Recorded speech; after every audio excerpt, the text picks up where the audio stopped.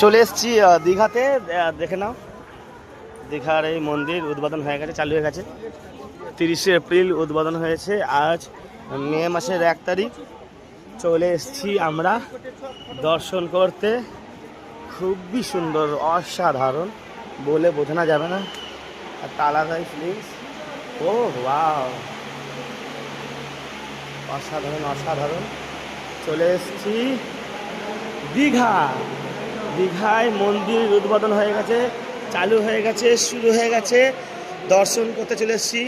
প্রচুর দর্শক, প্রচুর দর্শনার্থী এসে গেছে আজ এই মন্দির দেখার জন্য।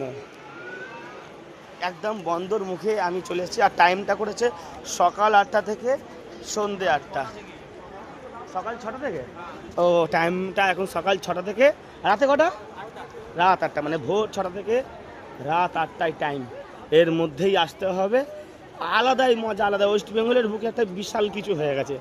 এটাই মাথায় রাখুন, বিশাল কিছু, একদম ধারণার বাইরে। পরে আবার দেখাবো কিছু।